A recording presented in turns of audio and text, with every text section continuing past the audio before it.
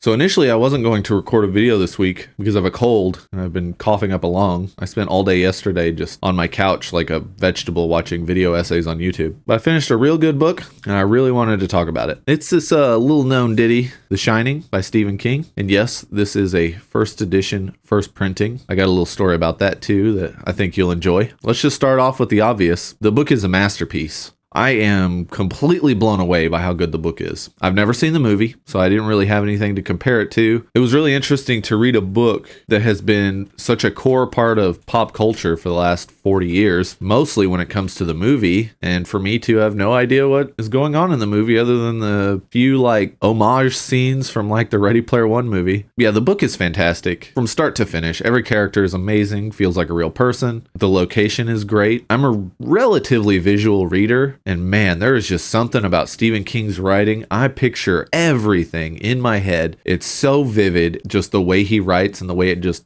flies into my brain. I love it. Until now, I'd only read Stephen King's non-horror, I guess is the best way to describe it. 11/22/63, The Stand, The Eyes of the Dragon, those things. Another thing about this book, so I mentioned characters just being great, the way he describes everything just being great. It's written in such a tight way. It's just so clean. And if you've read his book on writing, where he talks about the craft of writing and he talks about his life, this book is the flawless execution of his philosophy when it comes to writing. In that book, he talks about using the Elements of Style by Strunk and White, and that is his main guide for having tight, easy to understand, but very good writing. This book executes it perfectly. And then, in On Writing, he talks about how he doesn't put themes intentionally into his works during the first draft. During the first draft, he just writes. He just slams out the book, just gets it done. And what he does during the second draft and the third draft is he reads through it. He looks for the themes that are put in there by his subconscious, and then he refines them. And you see stuff like that in here because it talks about wasps and it talks about wasp nests, and it's mentioned multiple times through the book all the way to the very end. And so I know, I say I know, but I'm going to assume that he wrote some of that and then realized during the revision, oh, hey, this is good. And then he added it more. He kind of emphasized it. And another thing he talks about in On Writing is most of his book ideas, they're just these little ideas of just something strange. And I mean, you can sum this up as a haunted house wants to take over someone to gain more power to be a more powerful haunted house. It sounds stupid summing it up that way, but that's what it kind of distills down to. And Stephen King does such a magnificent job of crafting that into a masterpiece. I seriously was just blown away by this book. It's so good. I highly recommend it to anyone. I listened to it and the narration is fantastic. So give it a chance on audio, give it a chance in paper, ebook, whatever. Yeah, this thing is setting a pretty high standard for 2024. I might have messed up by reading this in January, but we'll see. Maybe there's another Stephen King book that'll be just as good because, man, I was already kind of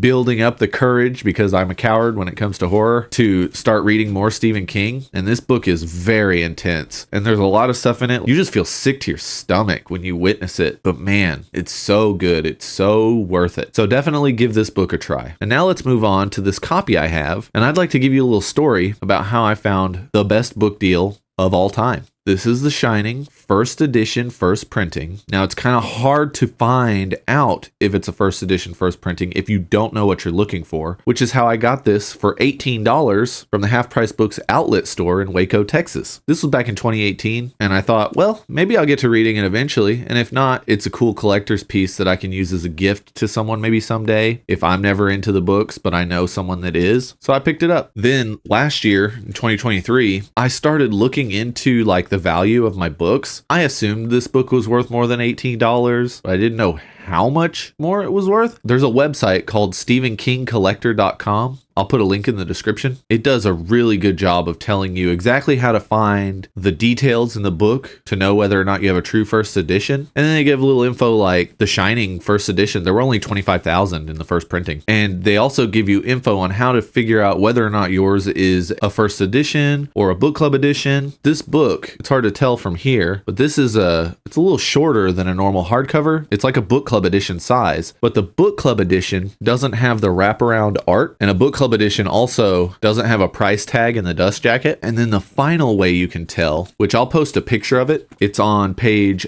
447. And down here in this corner toward the middle, it says R49. R49 is the year and the week that it was printed. So the 49th week of 1977, which means that it was part of the first print run. And the reason that's important is because the difference between a first printing and a second printing is about $700. I bought this for $18 from Half Price Books, and this book is worth somewhere between $600 and $900. It's in really good shape, and I cannot believe that the book is worth that much. And I think, and one of the reasons owning this brings me so much joy now is that all those times Half Price Books basically ripped me off when they bought my books for like a nickel. I made all that money back by buying one $18 book from them. They missed out on about $600 in profit. So, you know, I think it's kind of balanced out finally. As a quick aside, if you've got another used bookstore locally, sell to them before you sell to Half Price Books. Half Price Books is the GameStop of used books at this point. They're going to buy your book for like a nickel and they're going to put it up for $18. My wife has been looking for a copy of It. She wants a hardcover copy. I went to Half Price Books. They had a copy on the shelf. It looked like it had been used as toilet paper and left in the gutter. They wanted $19 for it. I guarantee they paid a nickel for that. It's just ridiculous. But this isn't a Half Price Books rant. I just wanted to say I finally got one over on Half Price Books. It made me pretty happy. And the moral of the story is read The Shining because it's very good. I highly recommend it. It's been a while since I've done a review.